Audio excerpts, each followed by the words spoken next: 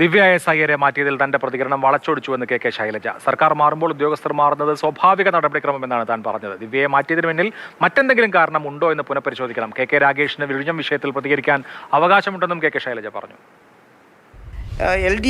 IAS ഉദ്യോഗസ്ഥന്മാരുടെ ഉത്തരവാദിത്വം അതത് ഗവൺമെൻറ്റുകളുടെ പോളിസി നടപ്പിലാക്കുക എന്നുള്ളതാണ്. അപ്പോൾ കഴിഞ്ഞ ഗവൺമെൻറ്റിൻ്റെ കാലത്ത് ഏറ്റവും നന്നായിട്ട് അത് നിർവഹിച്ചിട്ടുള്ള ആളാണ് ദിവ്യ എസ് അയ്യർ. എന്നാൽ പൊതുവായി ഉദ്യോഗസ്ഥന്മാരുടെ മാറ്റത്തെക്കുറിച്ച് ചോദിക്കുമ്പോൾ അങ്ങോട്ടും ഇങ്ങോട്ടും മാറ്റാറുണ്ട്. അത്ര സിമ്പിളായിട്ട് പറഞ്ഞ ഒരു കാര്യം ഈ പാർട്ടിക്കകത്ത് എന്തോ ഭിന്നാഭിപ്രായമുണ്ട് എന്നുള്ള മട്ടിലാണ് നിങ്ങൾ ചിലർ പ്രചരിപ്പിച്ചത്. അല്ല, അതിൽ പ്രശ്നമൊന്നുമില്ല. പക്ഷേ വിഴിഞ്ഞം പോർട്ടിൻ്റെ കാര്യത്തിൽ UDF ഇപ്പോൾ കൈക്കൊള്ളുന്ന നടപടി ശരിയല്ല, അത് പരിശോധിക്കേണ്ടതാണ് എന്നുള്ളതാണ് ഞങ്ങളുടെ അഭിപ്രായം. മുഖ്യമന്ത്രി പറയുന്നത് ഇപ്പോൾ കണ്ണൂർ ജില്ലാ സെക്രട്ടറിക്ക് എന്താണ് ഇതിനകത്ത് താല്പര്യം എന്നുള്ള കാര്യമാണ്. അല്ല, അദ്ദേഹം അന്ന് വിഴിഞ്ഞം പോർട്ട് യാഥാർത്ഥ്യമാക്കുന്ന പ്രവർത്തനം നടക്കുമ്പോൾ മുഖ്യമന്ത്രിയുടെ ഓഫീസിൽ നേതൃത്വപരമായി പ്രവർത്തിച്ചിട്ടുള്ള ഒരാളാണ്. ആ രീതിയിലാണ് അദ്ദേഹം അഭിപ്രായം പറയുന്നത്. CK വിജയൻ വിവരങ്ങളുമായി. വിജയൻ, നമ്മൾ കാണേണ്ട ഒരു കാര്യം, ദിവ്യ എസ് അയ്യരെ മാറ്റാൻ അദാനിയിൽ നിന്ന് നിരന്തര സമ്മർദ്ദം ഉണ്ടായിരുന്നു. പിണറായി വിജയൻ അത് ചെയ്തില്ല. VD സതീശൻ വന്നപ്പോൾ അത് ചെയ്തു എന്ന ആരോപണം ഉന്നയിച്ചത് CPM-ന്റെ കണ്ണൂർ ജില്ലാ സെക്രട്ടറി കെ രാഗേഷാണ്. പക്ഷേ ഇതിന് പിന്നാലെ കെ രാഗേഷിനെ അനുകൂലിക്കുന്ന പ്രതികരണമല്ല, പ്രതികൂലിക്കുന്ന പ്രതികരണമാണ് കണ്ണൂരിലെ പ്രധാനപ്പെട്ട നേതാക്കളിൽ നിന്ന്, അതും കേന്ദ്ര കമ്മിറ്റി അംഗങ്ങളിൽ നിന്നുണ്ടാവുന്നത്. EP ജയരാജൻ ഇതൊരു വിവാദ വിഷയമാക്കേണ്ടതില്ല, പദ്ധതി നിർജ്ജീവമാക്കരുത് എന്ന് അഭിപ്രായപ്പെടുന്നു.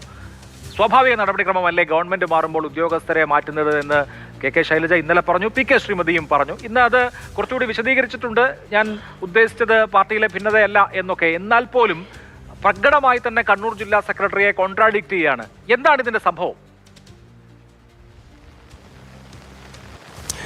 അഭിലാഷ് പറഞ്ഞതാണ് അതിന്റെ രാഷ്ട്രീയം. കാരണം ഇത്തരത്തിലൊരു ഈ സന്ദർഭത്തിൽ എന്തുകൊണ്ട് കെ രാഗേഷ് പറഞ്ഞതിനെ ഈ മുതിർന്ന നേതാക്കൾ ആരും തന്നെ പിന്തുണയ്ക്കുന്നില്ല എന്നിടത്താണ് അതിന്റെ രാഷ്ട്രീയം നിലനിൽക്കുന്നത്.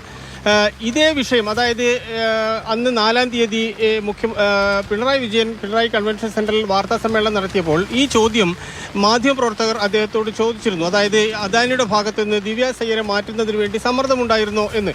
ആ സമ്മർദ്ദമുണ്ടായി എന്ന രീതിയിലായിരുന്നു കെ രാഗേഷിന്റെ പ്രതികരണം. പക്ഷേ അന്നത്തെ മുഖ്യമന്ത്രി പിണറായി വിജയൻ അതിനെ സപ്പോർട്ട് ചെയ്യുകയാണ് ചെയ്തത്, രാഗേഷിന്റെ ഒപ്പം നിൽക്കുകയാണ് ചെയ്തത്. അങ്ങനെ ഒരാൾ ഭീഷണിപ്പെടുത്തിയാൽ മാറുന്ന തീരുമാനമെടുക്കുന്ന ഒരു സർക്കാരൊന്നും അല്ലല്ലോ ഞങ്ങളുടേത് എന്ന രീതിയിൽ അദാനി എത്ര തന്നെ ആവശ്യപ്പെട്ടാലും മാറ്റാൻ ഉദ്ദേശിക്കുന്നില്ല എന്ന രീതിയിലൊരു പ്രതികരണമായിരുന്നു നടത്തിയത്.